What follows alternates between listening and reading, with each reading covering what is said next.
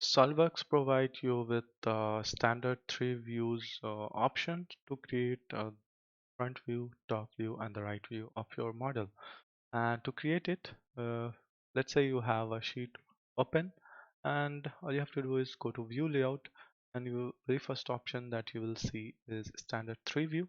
Once you click on that, you will be asked to create a part or assembly to insert. So you can go to Browse and select your 3D model, open, and once you do that, all your views will be added to the drawing. Now these views are the front view, top view, and the right view.